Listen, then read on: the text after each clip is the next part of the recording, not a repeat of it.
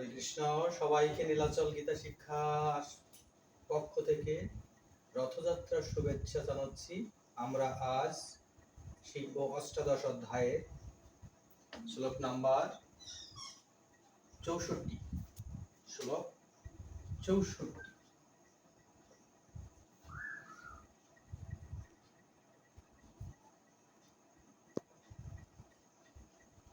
শ্লোক নং 64 আমরা আজকে শিখব।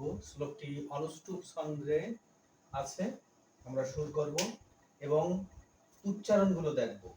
সংস্কৃতের উচ্চারণটাই মুখ্য।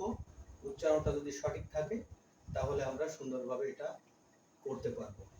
তার আগে আমরা একটু বলে রাখি, জফলা সমান সমান ইয় হয়, অন্তর্জ সমান সমান ইয়। জফলা ইয়, অন্তর্জ ইয়, অনেশ্বর সমান সমান ম অথবা দন্তান্ন। অনেশ্বর যদি মাঝখানে থাকে কোনো শব্দের তাহলে দন্তান্ন অথবা মূর্ধন্য বসবে, আর যদি শব্দের শেষে অনেশ্বর থাকে তাহলে ম হবে। বিসর্গ যদি কোনো শব্দের শেষে থাকে তাহলে সেই বিসর্গের পরিবর্তে হ হবে। মাত্রাহীন হ যদি থাকে তার পরিবর্তে অ হবে, এবং স দন্ত স যদি থাকে তার স্থানে হবে স।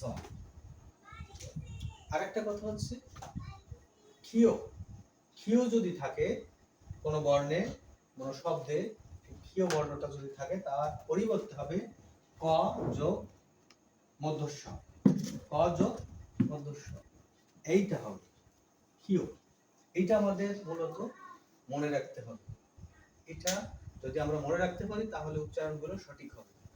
আর আরো একবার বলি যে সংস্কৃতিতে সমস্ত বর্ণকে উচ্চারণ করতে হবে, কোনো বর্ণই উজ্জ থাকবে না, প্রত্যেকটা বর্ণকে উচ্চারিত হবে। তো আমরা এখন অনুষ্টুপ ছন্দে এই 64 নং শ্লোকটি আমরা পাঠ করব। অষ্টাদশ অধ্যায় মোক্ষীয় ইয়োগ। মোক্ষীয় ইয়োগ। সর্বগুহ্যম তমম ভুয়ো। সর্বগুহ্য তমম ভুয়ো।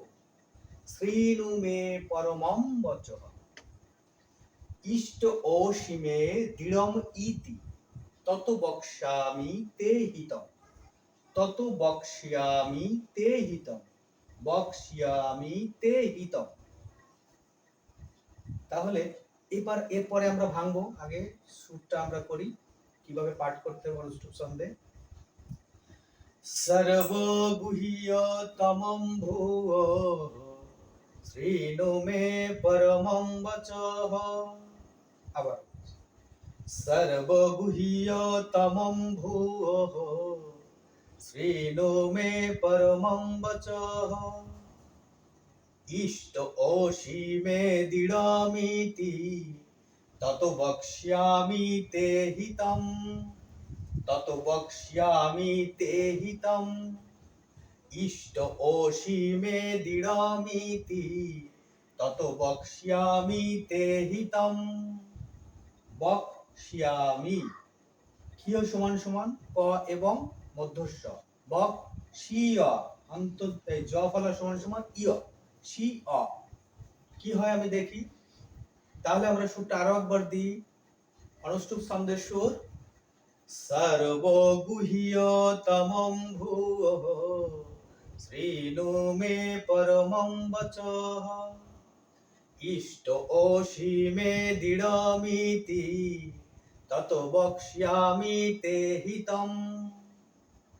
ভগবান শ্রীকৃষ্ণ বলছেন, হে অর্জুন, তুমি আমার সব থেকে প্রিয়, অত্যন্ত প্রিয়। তাই তোমার হিতের জন্য আমি সব থেকে গোপনীয় কথা বলছি। তোমার কল্যাণের জন্য, হিতের জন্য আমি সব থেকে গোপনীয় কথা তোমাকে বলছি, তুমি তা শ্রবণ করো। সর্বগুহ্যম তমম ভুয়ো, সব থেকে গোপনীয় বিষয়। হ্যাঁ, তুমি আমার অত্যন্ত প্রিয়। ইষ্ট অসীমে দৃঢ়ম ইতি তত বক্ষ্যামি তে হিতম। তোমার হিতের জন্য এই গোপন কথাগুলো বলছি। এর পরবর্তী শ্লোকে আমরা কি কি গোপন কথা বলছে সেই কথাগুলো শুনবো, যেটা জগৎ জীবের কল্যাণের জন্য ভগবান শ্রীকৃষ্ণ বলছেন। তো আমরা এবার উচ্চারণটা ভাঙি কিভাবে হয়। এই হয় জ ফলা সমান সমান হি অ। হয় জ ফলা ইয় হয়, তাই হয় জ ফলা হয় রস্যি আর অ ইয়। সর্বগুহ্যতমম, সর্ব দন্তস্ব সমান সমান স, সর্বগুহ্যতমম অনেশ্বরে ম, তমম ভুবঃ শ্রীণু মে পরমম বচঃ। ইষ্ট অসি হয় মাত্রা চিহ্ন নেই, তার জন্য অ হবে। ইষ্ট অসি অসীমে দৃঢ়মিতি, ইষ্ট অসীমে দৃঢ়মিতি তত বক্ষ্যামি তে হিতম। বক্ষ্যামি, বক্ষ্যামি উচ্চারণ সংস্কৃতি কি হবে? বক্ষ্যামি, ব ক মধ্যস্বয় রস্যি, বক্ষ বক্সিয়া, এই অন্তর জ ফলা সমান সমান অন্ত, এই রস্যিকার আর অন্তর্জয়াকার ইয়া, ইয়া বক্সিয়ামি, বক্সিয়ামি।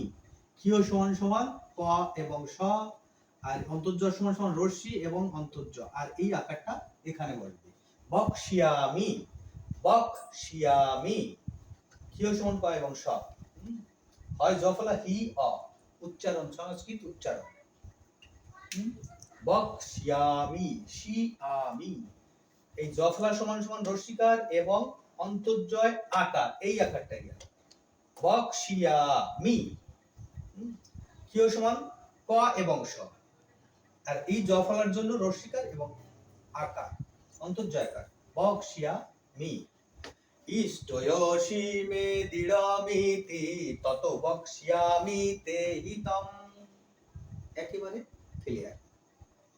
তাহলে কোনো প্রকারে উচ্চারণ বিকৃত হবে না, এটাই সংস্কৃত উচ্চারণ, সমস্ত বর্ণ সম্পূর্ণ উচ্চারিত হবে। আর একবার আমরা সুর দিই, সর্বগুহ্যতমম ভুবঃ শ্রীণু মে পরমম বচঃ। ইষ্টয়সি মে দৃঢ়মিতি তত বক্ষ্যামি তে হিতম। ইষ্টয়সি মে দৃঢ়মিতি তত বক্ষ্যামি তে হিতম। তো আজ আমরা এখানে শেষ করছি। 64 নম্বর শ্লোকে ভগবান শ্রীকৃষ্ণ যে গোপন কথা বললেন ভগবান শ্রীকৃষ্ণকে, আমরা পরবর্তীতে সেই গোপন শ্লোকগুলো আবার নিয়ে আসবো। হরে কৃষ্ণ, সবাইকে নমস্কার। গীতাচল নীলাচল গীতা শিক্ষার আসর থেকে সবাইকে আন্তরিক শুভেচ্ছা।